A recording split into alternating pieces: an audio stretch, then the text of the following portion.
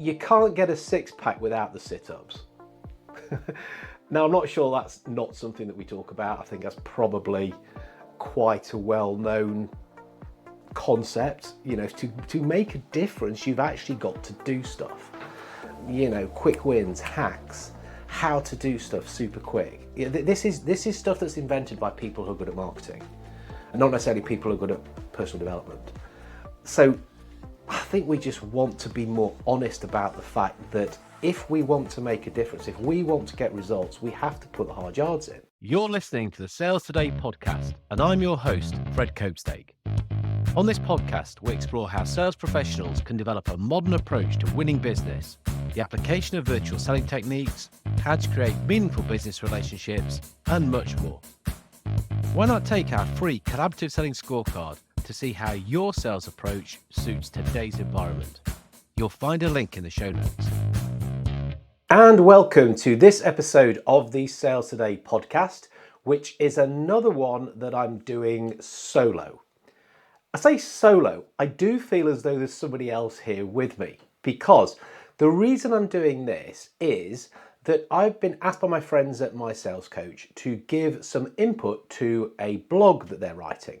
And the lovely Bec Turton has sent me a bunch of questions, which I need to have a little think about. And I thought, well, if I'm going to be thinking about these questions and sending them back to her, why not create a podcast with the whole lot of these in, which you guys can have a listen to and hopefully get some benefit from the thinking that she's provoked. So Bec, thank you very much for sending the questions.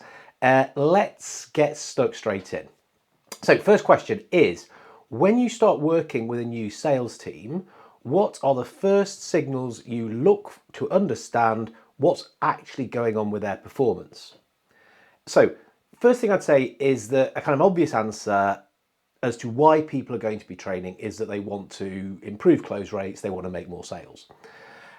However, they are probably already reasonably successful. Yeah, they have to be, because they're investing some money into improving the team, and so it's not that they are usually in total failure mode. So we kind of have a look at what's going on that's causing success. And what I often find is that this is because they're quite good at selling a product. So the thing that I actually look for is, to what degree do they have product orientation compared to problem orientation? And normally what we'll find is that the team are probably excellent with the product that they're selling, particularly with the engineering type teams that I'm working with. They understand this stuff really well, but the way in which we can improve would be to help them think about the problems that they're actually solving for the customer. And so they can start to get far better at talking about those. They can lead with the problems, they can prospect with the problems, and they can have better conversations. So that's what I would tend to look at straight away, is what's their orientation? Is it problem or is it product? And that will give a ton of clues as to where we need to go with whatever interventions, easy for me to say, that we're going to look at. Okay, so next question then. What's the most common mistake you see sales organizations make when it comes to developing their people? One and done. That's my 3-word answer to that. One and done. They'll do one thing and they'll expect that that will have solved absolutely everything. Now that could be a lunchtime learning, it could be one-day training, 2, 3, 4, 5. The point is that they've done one thing, put a tick in the box, and then expect that that will have the impact that they're looking for. Now, sometimes a piece of tactical training might be exactly what's needed. They just need a little bit of input of how to do a certain thing. However, normally what's going to be needed is a more kind of consistent and drawn out way of approaching things that is going to move the needle and make a difference. So that's the mistake I see. They're trying to get it all sorted with a wanna, and normally it probably doesn't have the effect that they're looking for. So next question then. How would you explain the difference between training and coaching to a VP of sales who thinks they're basically the same thing? Okay, so first up, I'd ask the difference to see where they're coming from, to gauge how much they think they're the same thing or not. And then I have quite a simple way of explaining this, where I would say that training is about putting in, where coaching is about pulling out. Training, putting in, coaching, pulling out. So the activities that the trainer, coach would be doing are different. When they're putting in, they'll be telling, they'll be speaking, they'll be giving information. Whereas when they're coaching, they're more likely to be asking. So they'll be using questions to elicit what people already know and get them thinking about what it is that they've got to do. So that's often how I open my own coaching sessions anyway. Certainly if I've got a new coachee, I ask them a similar question, explain what they are. That's why I'm going to be asking more questions. Though sometimes I'll drop into training mode and give a bit of information if that's required, because ultimately it's all about results. So yeah, we're going to do what gets people results. But going back to the original question, what's the difference? Training, putting in, coaching, pulling out. Okay, so let's have a look at the next question then. Next question is, you've probably seen training programs that cost serious money and have changed very little. What's actually happening in those situations? Okay, right, there's a couple of things that could be going on here. I'll pick the two biggest culprits. First is doing what the organisation wants, what the customer wants. They rock along and say, this is the stuff we want to do. And the training company says, yeah, okay then, gives you money. And they will literally do what the organisation wants. No challenge, no diagnosis, no really trying to understand what will actually make a difference. They've asked for closing skills. This is a classic. Oh, could you do a course on closing skills? Yeah, okay then, bang. Closing skills is a good example because it's very rare that it is actually that is at the issue, but they've asked for that, and so it's easy to say yes. So that's the first big issue. The second one then is doing what the training company wants. Right, so the training company will do what's convenient for them. Yeah, here is the course that we've got. This is the way in which you need to do it. And so they will deliver the training, 1, 2, 3, 4, 5, whatever day training it is, and it's all about selling days.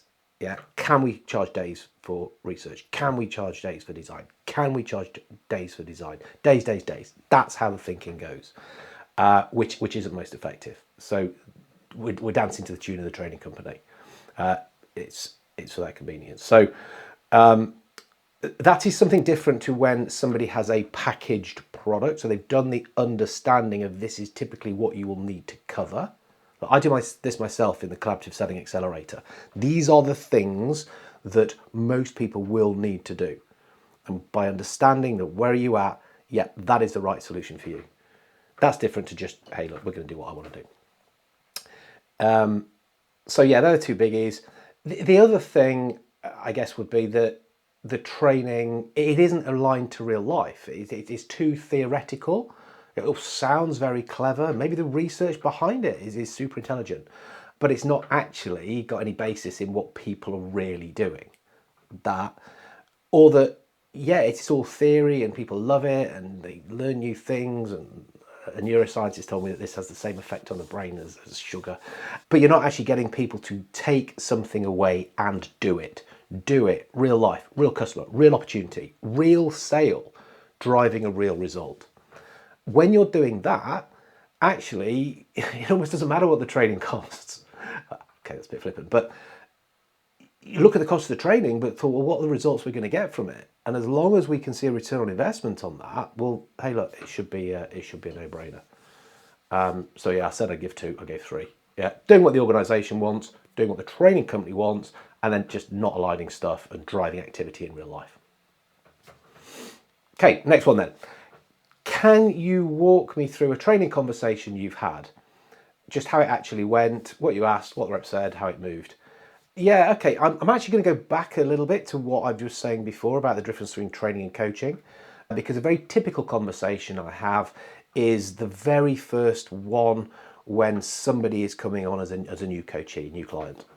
So onboarding, if you like. And so I go through that training coaching routine. Yeah, so I will ask them, what do you see as the difference between training and coaching? and I'll listen to what they say based on that. Then I'll kind of go in and say, well, actually, yeah, good definitions. Mine's a lot more simple. I'm a simple person. Yeah, training's putting in, coaching is pulling out. Some of my colleagues are pure coaches. They will only ever ask questions, whereas I'm more comfortable along that spectrum. So sometimes I am comfortable enough telling. We'll mix it up. It'll be more asking, but sometimes we'll tell, because basically it's all about results. We are here for your results. So we're going to mix it up to get what you want. Yeah, for me, it's about being pragmatic, not dogmatic. So based on that premise, what are the results that you're looking for? So again, I'd use that question to eke out early doors what it is that they're trying to achieve. Okay, so they will tend to give some kind of results. They might be defined in kind of objective terms. They might be just sort of wishes. We can sort of tidy that up. We can get it a bit more clear. But a useful question, whilst doing that, going through that kind of result setting process, is why. Why are you trying to achieve that in particular? And so just dig down a little deeper. Yeah. Again, working with engineering companies, the old 5 whys, why, we get to kind of the root cause. And even doing that, we can find actually this is the thing that we should be aiming towards. So again, we get far tighter, cleaner objective or goals that we're going to be aiming for. And a useful question then is, okay, so yeah, we've been working together for 6 months, 12 months, whatever. What will it be like? Yeah, how will it feel for you? How do we know that we've achieved this stuff that we're looking for? So a bit of future pacing to get people thinking about how we know we've got there, but also actually setting that outcome for them. So getting that plugged into the brain so that the outcomes that they're aiming for, they can be quite motivational, quite compelling in themselves. So that would be elements of the structure of an early doors conversation with somebody. Okay, let's keep moving on. Tell me about a team where the confusion between training and coaching was really costing them results. What happened when that changed? Okay, so in the past, I have worked with companies that are obsessed with training, which isn't a bad thing per se, but they love doing training, session. Come in, tell people stuff. Come in, tell people stuff. Come in, tell people stuff. Pretty much because a lot of their salespeople are taken at quite a junior level, and they're full cycle salespeople, and they have to grow fairly quickly. So yeah, they need a lot of information. They need a lot of learning or development to get there.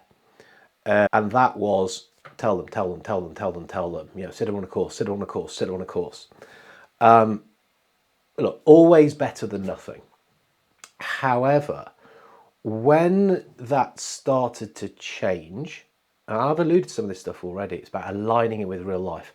When that started to change and that the sessions became shorter, but they were designed to implement activity with a real life account, with real life opportunities, then that proved better for them. We could start to see that people were getting better at the skills, the abilities, the competence that we were looking to develop. The next piece that got added into that was that we added coaching. So the training was the group sessions, putting stuff in, people going away and people doing stuff. We pick up on those training at the beginning. You know, how's it going? But when we started adding in the one-to-ones, so that we could really double down on what people were doing, real life account with this real life new knowledge. It was new for many of these people, so they're having to get their heads around it as well as use it with an active customer. That's when we start to really see the difference. So it made the training longer, which if we'd have proposed that at the very beginning, the company would have hated that. Oh no, we need results quicker. Right, well, doing stuff shorter isn't getting the results. That argument would not have flown. However, by bit, adjusting, altering, improving what that whole learning and development, training, coaching. I often call stuff training because that's where the budget comes from. But to me, what we actually do, whether it's training, whether it's coaching, is what makes a difference. So as we added these elements and sort of changed the shape of what this development looked like, with coaching kind of being the pièce de résistance on the end, because it just made stuff so much real and so much more personal for people who are trying to get their head around stuff and use it. Okay, so let's keep going. What do you think most sales leaders genuinely don't appreciate about coaching until they've seen it work? How fast it can work. Really how fast it can work. Off the back of one session, someone could have an aha moment that they go and they put into place that makes all the difference for them. Yeah, or if it doesn't make all the difference, it makes some difference. Things can start to happen super quick because we can get so laser focused on what those things are. Again, if we go back to training and what I've seen in the past, the bad old days, if you like, 3-day training course, 9 till 5. Info. What are your 3 biggest learning points? What? Off the back of 3 days? That's not even just one a day. So it's too much. It overwhelms, and people are probably picking stuff that maybe they found most interesting, most fun, or maybe just the last stuff they heard, first and last. Whereas when we go with coaching, we can zero in on what it is that's going to make a difference now. And look, this is quite a personal style thing, because it seems to work well with the people I work with. What I try to do with a new coachee is zero in on something that we can make a difference on fast. Get a quick win in. I think it's something to do with Virginia Satir, this, but a quick win so they buy into the rest of the stuff that we're going to do, which if we're being honest, could become a little harder. But if they've seen that this stuff is making a difference and kind of buy into it, that just seems like a smart move. So I think there's a lot of sales leaders, if they don't understand coaching and what's actually going on there, and they sort of think it's a chat or a version of training and telling people stuff one-to-one, they're probably missing out that, this stuff can work fast. And it can be stuff that's quite simple. That's the other thing. I mean, there's nothing wrong with having your aha moment that's a simple thing. But if it's a simple thing and you've not done it or didn't realise it, well, look, it's going to make all the difference, isn't it? There we go. So that's the answer to what sales leaders don't appreciate. So, okay, is there anything about this topic that almost nobody talks about honestly? Something you'd want a sales leader reading, or listening in this case, to this to actually understand? You can't get a six-pack without the sit-ups. Now, I'm not sure that's not something that we talk about. I think that's probably quite a well-known concept. To make a difference, you've actually got to do stuff. Quick wins, hacks, how to do stuff super quick. This is stuff that's invented by people who are good at marketing, not necessarily people who are good at personal development. So I think we just want to be more honest about the fact that if we want to make a difference, if we want to get results, we have to put the hard yards in. Whether it's me selling a 90-day program, 90 days, way too long. People won't give that much time. Okay, well, it's 4 hours every 2 weeks. 3 hours, 1 hour, 3 hours, 1 hour. We've got to do that. Otherwise, we can't expect to make a difference. So I don't know if that's nobody talks about it honestly, or maybe we don't talk about it honestly enough or bluntly enough, that if you want to make a difference, if you want to have a difference, if you want to get a result, you've got to put the work in, you've got to do the hard yards. And though we can do all sorts of clever stuff to make it easier, more interesting, compress it to a degree until we got the old Harry Potter magic wand to just go whatever, Acceleramus or something like that, then we're probably being a bit naive in how we're approaching making people better. There we go. So hope those questions have been useful, interesting for you. Maybe there's some bit of food for thought in there. If that is something you want to talk to me about, absolutely get in touch. Another thing you can do if you want some more questions which are going to stimulate you, if you look into the show notes, there is a collaborative selling scorecard. So there are a bunch of questions which, yeah, they're designed to trigger thinking, but also what they will do is they'll create a dynamic report that will give you a bit of an indication of how you're going about the way in which you're selling here and now today. I talk a lot about collaborative selling, and that we want to sell alongside with people rather than sort of at them, to them. It makes a difference. So have a little look at that.